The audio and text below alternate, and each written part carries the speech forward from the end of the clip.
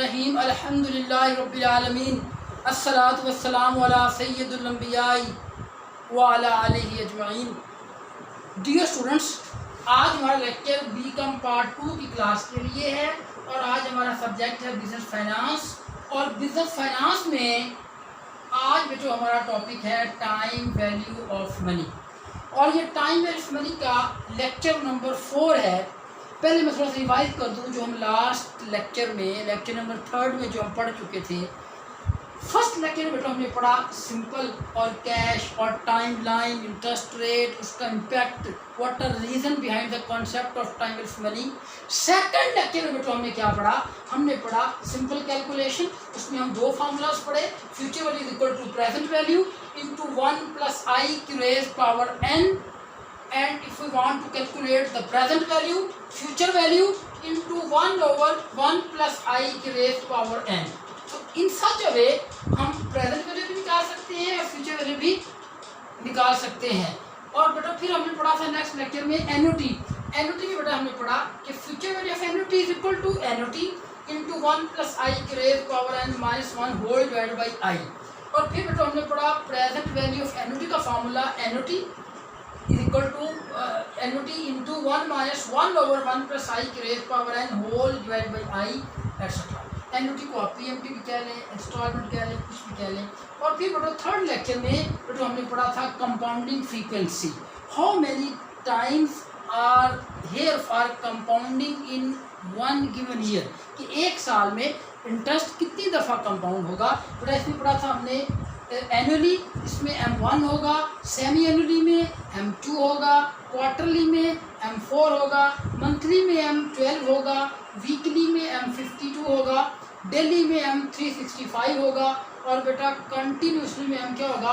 बेटा कंटिन्यूसली में M आपका क्या होगा? बेटा इन्फिनिटी होगा, अनकाउंटेबल होगा, अनलिमिटेड होगा। फिर बेटा इसमें हमारे पास ये हमने ये कहा था कि M for compounding times in a year, compounding frequency, compounding times in a year को हम डिनोट करते हैं, जाहिर करते हैं M से। और मैंने सिंपली आपको ये बताया था लास्ट लेक्चर में कि हमारे फार्मूला जो 4 हैं, 2 सिंपल के, 2 एन्युटी के, यही रहेंगे। मिक्स स्ट्रीम में भी सिंपल फार्मूला यूज होते हैं, लेकिन उसमें हम n कैलकुलेट करते हैं। For the present we go to back up to 0, for future we go up to the last year. तो मिक्स स्ट्रीम में भी सिंपल फैक्टर्स यूज होते हैं। तो वो फिर फैक्टर्स में हम वो सिंपल यानी कि हमारे पास फार्मूला में हम सिंपल फैक्टर्स यूज करते हैं। सिंपल 2 फार्मूला है, 2 एन्युटी। मिक्स स्ट्रीम में भी 2 सिंपल फार्मूला भी यूज होते हैं। हमने ये कहा था कि जब कंपाउंडिंग फ्रीक्वेंसी चेंज होगी तो हमारी कैलकुलेशंस पे either simple calculations, either annuity या मिक्स स्ट्रीम, उसमें सिर्फ ये होगा कि जो आपका गिवन लेवल n होगा उसको आप रेलेवेंट m से मल्टीप्लाई करेंगे और i को रेलेवेंट m से डिवाइड करेंगे, तो हमारी calculation according to given compounding frequency आएगी। और मैंने आपसे ये भी कहा था कि जब आपकी फ्रीक्वेंसी बढ़ती है, कंपाउंडिंग फ्रीक्वेंसी m इंक्रीज होगा, तो आपका इंटरेस्ट अमाउंट बढ़ती जाएगी, उससे आपकी फ्यूचर वैल्यू बढ़ती जाएगी। तो हमने कहा था एक होता है नॉमिनल इंटरेस्ट रेट i, जो गिवन एनुअली कंपाउंडिंग पे होता है, और जैसे आपका m इंक्रीज होगा आपका इफेक्टिव एनुअल रेट या इफेक्टिव इंटरेस्ट रेट इस तरह आएगा 1 + i/m की रेज पावर m - 1। तो इसमें सारे फॉर्मूले आपको कवर हो गए जिसमें m था, लेकिन एक हमारे पास नहीं था जिसे कहते हैं कंटिन्यूसली कंपाउंडिंग। तो आज हमारा जो टॉपिक है वो क्या है बेटा? वो कंटिन्यूसली कंपाउंडिंग का है। तो आज हम पढ़ते हैं कंटिन्यूसली कंपाउंडिंग में हम कैसे कैलकुलेट करेंगे। पहले बेटा हमने पढ़ा कंपाउंडिंग, एक टॉपिक हमारा रह गया था कंपाउंडिंग के रेफरेंस से, compounding frequency, where compounding frequency continuous. तो आज हमारा टॉपिक ये है कि continuous compounding.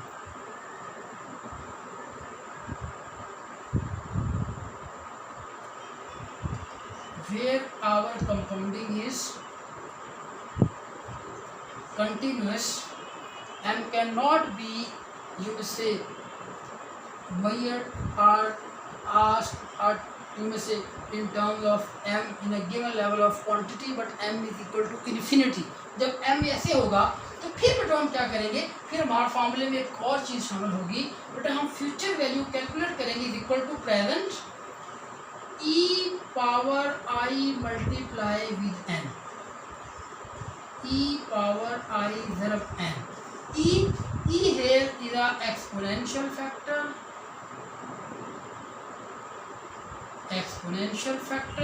and its value 2.7183. ये होता है आपका एक्सपोनेंशियल फैक्टर E, और E की वैल्यू फिक्स्ड है, प्री डिटरमिन्ड है 2.7183. और इसमें हमारा फॉर्मूला जो होगा बेटा वो ये होगा कि अगर हम फ्यूचर वैल्यू निकाल रहे हैं तो प्रेजेंट गिवन लिखेंगे E 2.7183 इसकी power given level of I and N with respect of annual compounding. और अगर हम प्रेजेंट निकालेंगे तो ये सारी चीज़ें इसके डिनोमिनेटर में आ जाएगी, फ्यूचर वैल्यू की तो प्रेजेंट वैल्यू हमारी आ जाएगी. तो in this way continuously compounding को हम इस तरह कैलकुलेट करेंगे. अब प्रॉब्लम ये रह गया कि नॉमिनल रेट और इफेक्टिव रेट को हम कंटिन्यूस कंपाउंडिंग में कैसे करेंगे. देखिए बेटा दो कहते हैं, हम कहते हैं nominal interest rate, nominal interest rate, और बेटा हम क्या कहते हैं इफेक्टिव एनुअल रेट और इफेक्टिव इंटरेस्ट रेट.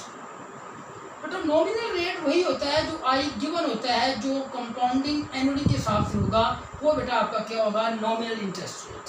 लेकिन इफेक्टिव रेट जो आपका होगा in case of continuously compounding, in case of other than continuously compounding, compounding annually, semi annually, quarterly, monthly, weekly, daily. तो फिर हमारा फॉर्मूला क्या था, वहाँ हमारा फॉर्मूला ये था कि इफेक्टिव एनुअल रेट और effective interest rate is equal to 1 + I over m की रेज पावर m-1.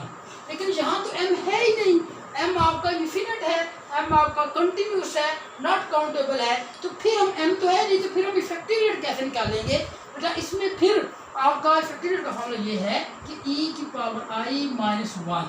ये फॉर्मूला हम लगाया करेंगे E for exponential factor which value is fixed 2.7183. 2.7183 इसकी वैल्यू फिक्स है, तो 2.7183 की रेज पावर गिवन I-1. इसको अगर हम फिर मल्टीप्लाई बाय 100 करेंगे तो आंसर आपका परसेंटेज में आ जाएगा. अगर ये हम इसको मल्टीप्लाई बाय 100 नहीं करेंगे तो इसका आंसर आपको किस में आ जाएगा, पॉइंट्स में आपका आंसर आ जाएगा. तो ये दिस इज ऑल. ये बेटा कंटिन्यूस कंपाउंडिंग के बारे में था. अगर कंटिन्यूस कंपाउंडिंग है तो प्रेजेंट वैल्यू निकालनी है तो भी इसी फॉर्मूला से, और अगर फ्यूचर निकालनी है तो भी इसी फॉर्मूला से. सिर्फ इसमें एक नई चीज़ हमने ऐड की है या जिसकी मदद से, जिसकी हेल्प से हम ये कॉन्सेप्ट क्लियर करेंगे, वो है exponential factor 2.783.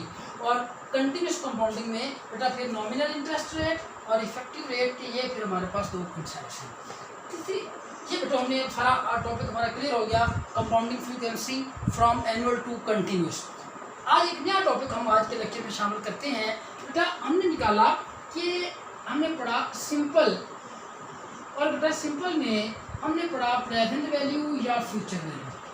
Present given, future value can be calculated. If future given, present value can be calculated with respect of price, purchase, consideration etcetera. फिर हमने पढ़ा एन्युटी. एन्युटी को हम ए से डिनोट करते हैं, इसको हम PMT से डिनोट करते हैं. इसकी भी बेटा प्रेजेंट वैल्यू निकाली जा सकती है या फ्यूचर वैल्यू निकाली जा सकती है, वो present value. But we may say present value of annuity, we may say future value of annuity. इसमें बेटा अगर एन्युटी गिवन है उसकी हम प्रेजेंट वैल्यू कैलकुलेट कर सकते हैं, और एन्युटी अगर गिवन है तो उसकी फ्यूचर वैल्यू भी निकाल सकते हैं. एंड वाइस वर्सा, अगर प्रेजेंट वैल्यू गिवन है तो उससे एन्युटी निकाली जा सकती है, और अगर फ्यूचर वैल्यू गिवन है तो उसमें से भी एन्युटी निकाली जा सकती है. तो ये सारे टॉपिक थे. इस तरह हमने मिक्स स्ट्रीम में प्रेजेंट वैल्यू का तरीका बताया और फ्यूचर का बताया, फिर हमने कंपाउंडिंग फ्रीक्वेंसी बताई. अब अगर ऐसे हो कि फॉर एग्जांपल वो कहता है कि प्रेजेंट वैल्यू हमारी 1000 है और हमें मिलेगा 2000 at the end of 5 year, तो what interest rate implied in our this contract or in this our investment or in this our deposit period. एक मैंने मिसाल दी कि आई भी निकाला जा सकता है, और उसमें ऐसा भी हो सकता है कि प्रेजेंट वैल्यू 1000 है, फ्यूचर वैल्यू. एक और केस में कर रहा हूँ कि अगर आपकी प्रेजेंट 1000 है, फ्यूचर आपकी 2000 हो जाती है, जबकि आपका इंटरेस्ट रेट इम्प्लाई 12% है, तो कितने साल लगेंगे इस 1000 को 2000 होने में. कहने का मतलब यह है कि यहाँ हमने ये पढ़ा कि हम कैलकुलेट कर सकते हैं प्रेजेंट वैल्यू अननोन हो सकती है, फ्यूचर वैल्यू अननोन हो सकती है, यहाँ हमने अज्यूम किया आई अननोन हो सकता है, यहाँ हमने क्या अज्यूम किया एन नॉन हो सकता है। यानी कि ये सारे हमारे क्वेश्चंस में या हमारे कॉन्सेप्ट में या हमारे किसी केस में या हमारे किसी प्रैक्टिकल प्रॉब्लम में ये चारों में से कोई केस हो सकते हैं। हमने प्रेजेंट वैल्यू निकालना सीखा in case of simple as well as with respect of annuity and also with respect of mixed stream and also with respect of compounding frequency. But annuity भी हमने निकालनी सीखी, एनुटी भी हमने निकालनी सीखी कि एनुटी कैसे निकलती है वो भी हमने सीख ली। अब अगर आपको गिवन केस में या गिवन क्वेश्चन में या गिवन एक प्रॉब्लम में आपको एन या आई निकालना पड़े तो फिर क्या करेंगे? देखिए हमारे पास हमने 4 फार्मूलाज हमने किए थे बेटा 4 फार्मूलाज बेटा हमने इसमें जो डिस्कस किए थे। हम कहते हैं कि simple future value is equal to present value into 1 + i की रेज़ पावर n। और बेटा आपका क्या था, आपका प्रेजेंट वैल्यू अगर निकालेंगे तो क्या करेंगे? फ्यूचर वैल्यू इंटू 1/1 + i की raise power n। Okay, present value निकालेंगे। फिर बेटो हम अगर निकालेंगे फ्यूचर वैल्यू ऑफ एन्युटी तो एन्युटी इंटू 1 + i की raise power n - 1 whole divided by i। और फिर बेटो अगर हम इसमें निकालेंगे प्रेजेंट वैल्यू ऑफ एन्युटी तो बेटा क्या होगा? एन्युटी इंटू 1 - 1/1 + i की raise power n whole divided by i। ये बेटो हमारे गिवन 4 फार्मूलाज हैं। यही मैंने लास्ट लेक्चर में भी गुजारिश की थी कि हमारे पास प्राइम वैल्यू के बेसिक फार्मूलाज ये 4 हैं। इनके लिए हम simple present, simple future, annuity present, annuity future और एन्युटी इटसेल्फ निकाल सकते हैं। ये हमारे पास बेसिक 4 फार्मूलाज हैं। तो यहाँ अपने इस केस में वेयर वी आर एंक्शियस और we want to calculate n और we want to calculate i, अगर आपके क्वेश्चन इस तरह के हैं कि आप ये चाहते हैं कि n या i निकालना हो तो फिर हम इन्हीं फार्मूलाज में, ये फार्मूलाज वो हैं ये विदाउट टेबल हैं कि हम खुद अपने कैलकुलेटर पे हम ये कैलकुलेट कर सकते हैं। लेकिन अगर हम इसको टेबल से भी देखना चाहें तो आपकी बुक में टेबल गिवन है, मैंने आपको क्लास में प्रोवाइड की है टेबल, और टेबल एग्जाम में भी आप लेके जा सकते हैं। तो उस टेबल के जरिए भी आप ये फैक्टर निकाल सकते हैं। तो फिर अगर आप ये टेबल से देखेंगे तो ये फार्मूलाज थोड़े से चेंज हो जाएंगे। अभी मैं आपको बताता हूँ। फिर अगर आप फिर इसमें फैक्टर्स आप यूज़ करेंगे, इसको हम ये कह सकते हैं कि future value is equal to present value into future value interest factor simple, future interest factor simple. और इसमें बेटो हम क्या लेंगे? हम इसमें प्रेजेंट वैल्यू निकालेंगे तो present value is equal to future value into present value interest factor simple. और फिर बेटो आपका फ्यूचर वैल्यू ऑफ एन्युटी में हम कह सकते हैं कि future value of annuity is equal to annuity into future value interest factor of annuity. इसमें एन्युटी फैक्टर है, इन दोनों में सिंपल फैक्टर है। और फिर बेटा अगर आपका प्रेजेंट वैल्यू ऑफ एन्युटी है तो हम क्या करेंगे? Present value of annuity is equal to annuity into present value interest factor of annuity. तो ये बेटा ये डायरेक्ट फार्मूलाज है जहाँ पे हम क्या करेंगे? डायरेक्ट हमारी कैलकुलेशन हो जाएगी विदाउट एनी टेबल।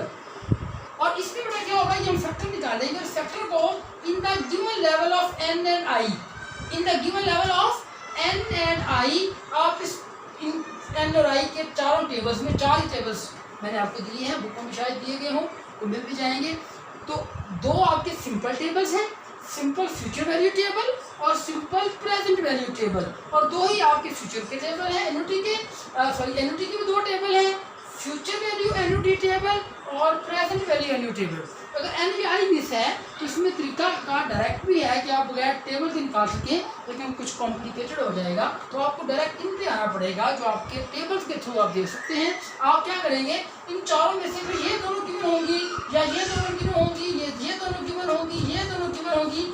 इस एन और आई में से कोई एक चीज़ गिवन होगी और एक हमने अननोन होगी, एक हमने कैलकुलेट करना होगी, एक हमने फाइंड आउट करना होगी। तो जब हम जो हम कैलकुलेट करेंगे, जब करना चाहते हैं तो हम इसको डिवाइड करके जो मुतलका फैक्टर है वो हमारा अननोन हो जाएगा।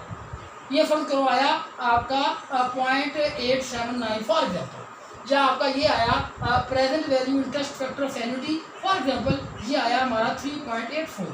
तो हम इसको मुतलका टेबल में देखेंगे बेटा, और उस टेबल में देख के अगर n दिया हुआ है तो उस n वाली लाइन में कहाँ ये फॉल करता है 0.879 या 3.84, जहाँ वो फॉल करेगा उसका रेलेवेंट आई आपका इंटरेस्ट रेट होगा जो नियरेस्ट होगा। और अगर आपका n निकालना है, i गिवन है, तो फिर यही फैक्टर उसी टेबल में जाएंगे और उसी टेबल में मुतलका i वाली लाइन देखेंगे और जहाँ वो फॉल करेगा उसका मुतलका n आपका n होगा जो आपने फाइंड आउट करना है, फाइंड आउट करना है। तो फिर n होगा तो i निकाल सकते हैं, n होगा तो i निकाल सकते हैं और i होगा तो n निकाल सकते हैं। और ये हमारे पास एक तरीका है कि जिसमें हम सारे वेरिएबल्स जो भी हमारी रिक्वायर्ड चीज़ें हैं वो